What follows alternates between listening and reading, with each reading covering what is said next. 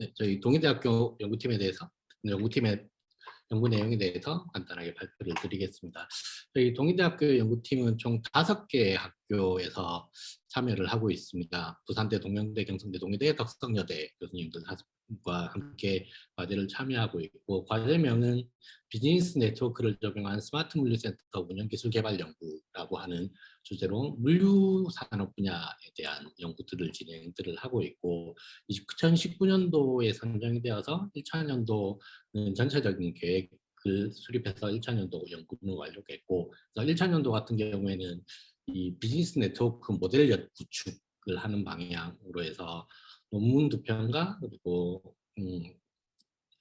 그 자체 연구소 자체에서 포럼을 개최하고 있습니다. 여러 그 산학연 연계를 통한 포럼을 개최해서 전문가들을 초청해서 여러 가지 의견을 정치하고 발표를 하고 하는 포럼을 그 분기별로 해서 연 4회 정도 지금 운영하고 있고, 그래서 1차 년도에 4회 그리고 2차 년도는 지금 3회를 실시해서 지금 진행들을 하고 있습니다. 그리고 연구소지를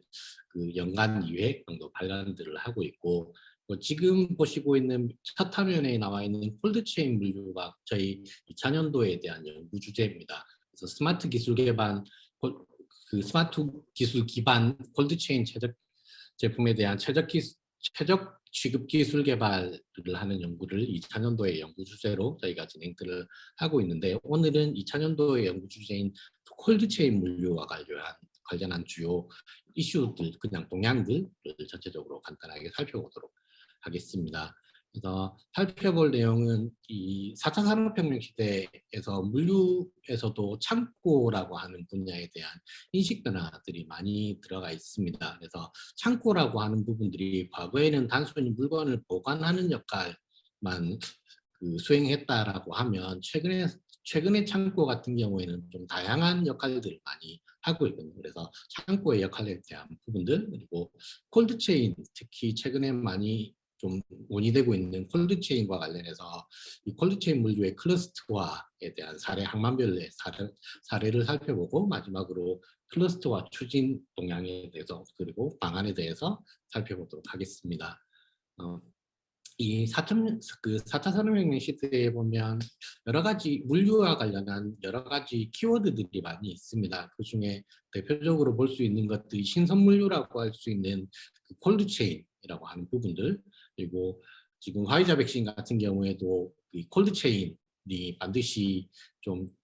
받쳐줘야지만 백신의 유통이나 그리고 운송 과정에서 문제가 생기지 변질되지 않는 그런 콜드체인과 관련된 부분들이 지금 아주 많이 좀 이슈화되고 있고, 그리고 정원 배송이나 아니면 이 콜드체인이라고 하는 부분들이 정원이라고 하는 부분들이 가장 중요한 부분들이거든요. 그래서 냉장, 냉동, 그리고 정원 이런 부분들을 중점으로 해서 여러 가지 키워드들이 조금 잡혀 있는 형태들입니다. 그래서 이런 스마트 물류와 관련해서 물류창고 콜드체인과 관련해서는 크게 2가지 형태의 정부 정책과 조금 맞닿아 있는 부분들이 있습니다. 디지털 뉴딜 그리고 그린 뉴딜이라고 하는 2가지 부분 모두가 저희가 하려고 하는 이런 그 스마트 물류창고 그리고 콜드체인, 2년차 연구 주제인 콜드체인과 같이 맞닿아 있는 부분들이, 디지털 뉴딜은 말 그대로 저희가 스마트 물류창고 건축 계획들을 하고 있는 부분이라서 접목이 많이 되는 부분들이고, 그린 뉴딜은 이 창고 물류 운송 분야에서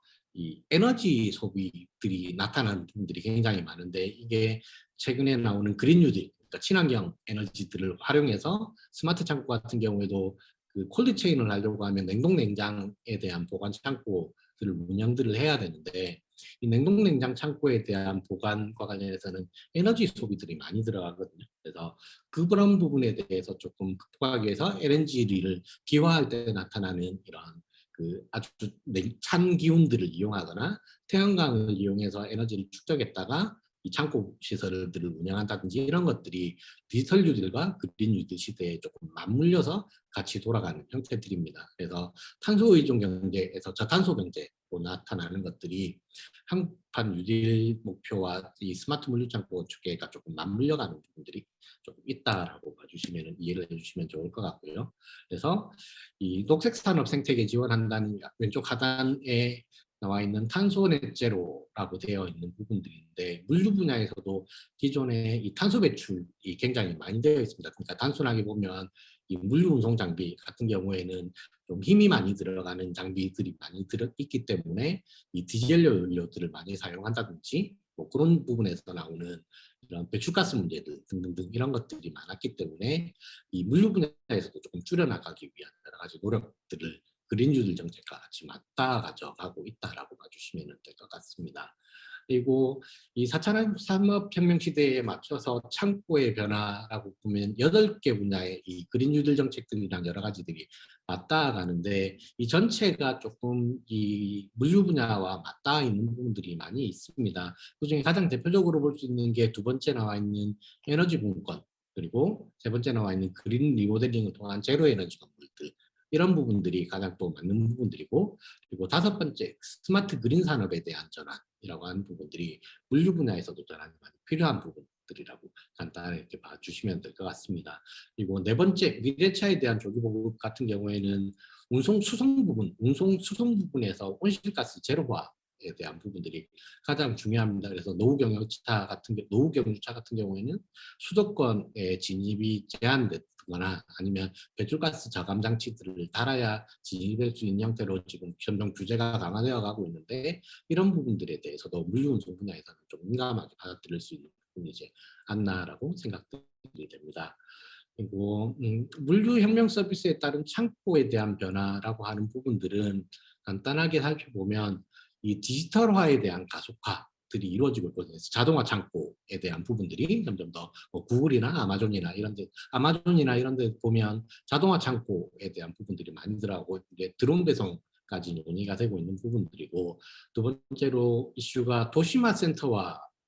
센터화가 가속되고 있습니다. 그래서 당일 배송 체제, 그리고 언택트에 대한 가속화, 이런 것들이 점점 더 요구되고 있는 사회들이 되고, 그리고 대형화와 다운로드 센터, 이게 저희가 연구업 2차 년도의 연구 주제와 맞닥뜨리는 이 콜드체인과 조금 비슷합니다. 그래서 초저온, 냉동, 냉장, 정원 상업, 이 모든 것들을 조금 아우를 수 있는 그런 창고 건축들이 조금 필요하지 않느냐라고 하는 것들이고, 또 마지막에 나와 있는 친환경 착한 물류센터라고 나와 있는 LNG를 기화할 때 나오는 그런 LNG를 활용한 그런 에너지 친환경화, 그리고 ESS라고 하는 에너지 저장을 통해서, 그러니까 뭐 다른 화석연료를 사용하지 않는 형태들, 뭐 태양광 패널들을 이용하는 등등 이런 것들을 활용해서 물류센터를 운영함에 있어서 콜드체인이라고 하는 것들이 에너지들이 많이 들어가는데, 이런 부분들을 조금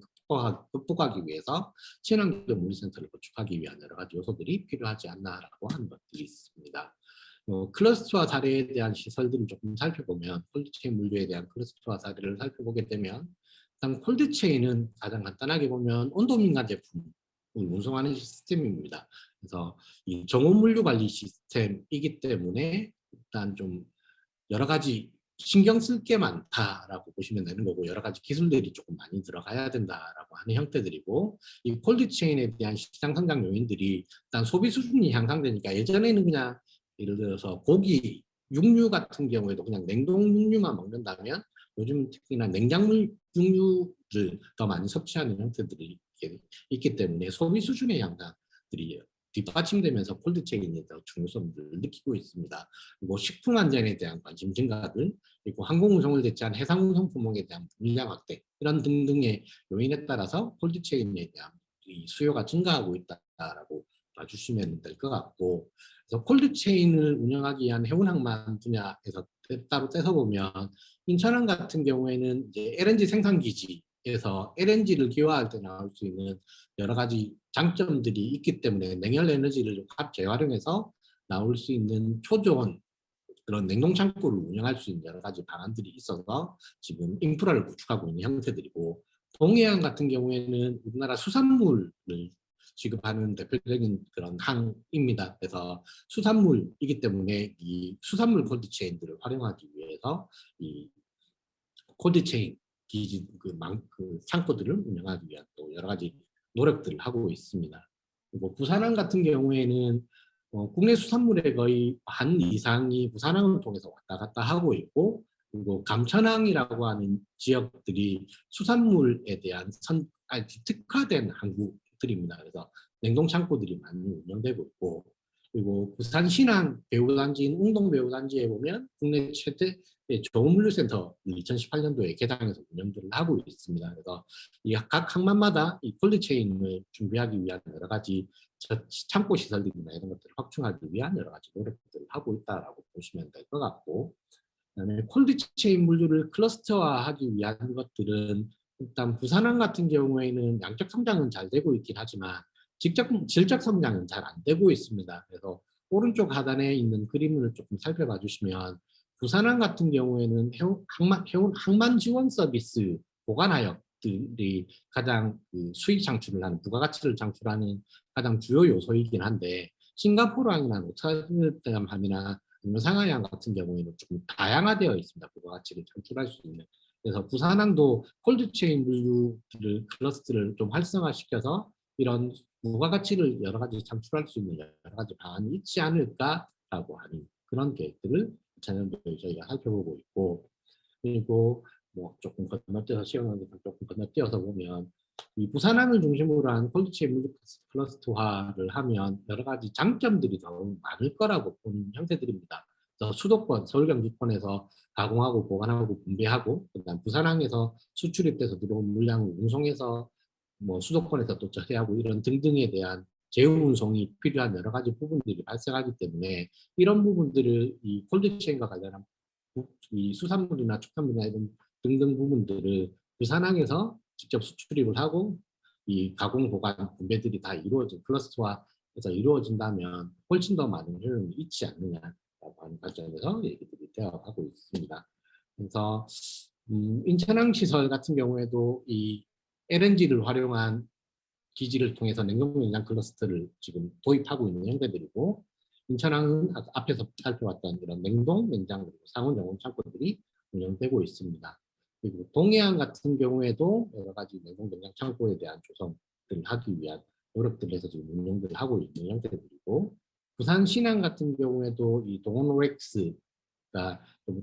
큰 규모로 운영들을 하고 있는 그런 형태로 운영들을 하고 있습니다. 그리고 부산 감천항 같은 경우에는 수산물 전진 기지의 역할들을 하다 보니까 냉동 냉장에 대한 부분들이 굉장히 많이 좀 활성화되어 있는, 그리고 시설에 대한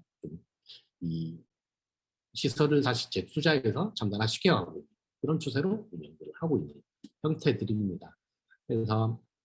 이 연구를 하려고 하는 방향 중에 가장 대표적으로 이제 콜드체인 클러스와 혁신 사례들을 보면, 그러니까 여러 층으로 운영이 되다 보니까 나오는 1층의 평면도를 보면 일단 차량 동선을 제외하고, 그다음에 냉동 자동화 창고, 그리고 세 번째가 이게 좀 중요합니다. 그러니까 다운도 때 초저온부터 냉동 냉장 저온 상온까지 한 이 물류센터에서 다 운영할 수 있는 형태들이 들어갈 거고, 친환경 착한센터라고 하는 형태로 이 LNG를 활용하거나 태양광을 활용해서 에너지를 조금 아끼는 형태들, 친환경 에너지를 사용하는 형태들로 운영이 되는 것들이고, 2층 평면도를 보시면 이제 차량 동선 높이하고 차량 층고 이런 것들을 다 감안해서 상온, 저온 창고화, 그래서 공간을 어떻게 공간 활용도를 극대화시키는 방안에 대해서 설명을 하고 있습니다. 그리고 3층에서 10층 같은 경우에도 나와 있는 것들이 이런 구역별로 이 창고 운영들을 하는 방안에 대해서 쭉 설명들, 평면도들을 보고 있는 형태들입니다. 그래서 저희가 추진하고 있는 방안들을 간단하게 보면, 일단 콜드체인 같은 경우에는 라스트 마일 서비스라고 하는 게 중요합니다. 그러니까 소비자한테 가는 마지막 단계라고 보시면 될 것 같은데, 이 라스트 마일 단계에서 민감한 화물들, 온도에 민감한 화물들에 대한 부패나 이런 것들을 어떻게 최대한 막을까, 이런 부분들이 가장 중요한 요소들이고, 거기에서는 물론 핵심 기술의 IoT나 클라우드나 센서 기술을 활용해서 이 컨테이너 보냉 장치들을 활용하거나, 그다음에 냉동 공공 택배 보관 센터 이런 것들을 조금 구축할 필요들이 있다라고 보시면 될 것 같고, 그다음에 여러 가지 역할들이 좀 필요하다 그렇게 보시면 될 것 같습니다.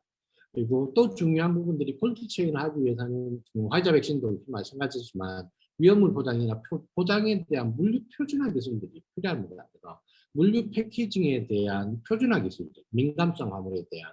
그런 패키징에 대한 기술 개발들이 반드시 필요하고, 그리고 이 핵심 기술을 통해서 IoT를 기반으로 하는 형태들, 그다음에 제품 분실 방지, 표준 코드들, 그리고 스펙 체류나 벌크 화물에 대한 기술 개발, 용기에 대한 표준화 이런 부분들을 어떻게 조금 개선할지에 대한 부분들이 2차년도에 저희가 연구를 하고 있고 좀 그 논문 발표를 2차년도에 현재 편이 되어 있으나 추가로 한 두세 편 정도 조금 더 나올 것 같습니다. 그래서 저희 팀에서는 해마다 한 네 번 정도의 이런 포럼을 개최를 하고 있고 그다음에 학술대회 발표에 참여하고 여러 가지 논문 발표들을 하고 있어서 평가들을 내도록 준비를 하고 있습니다. 여기까지 발표를 마치도록 하겠습니다.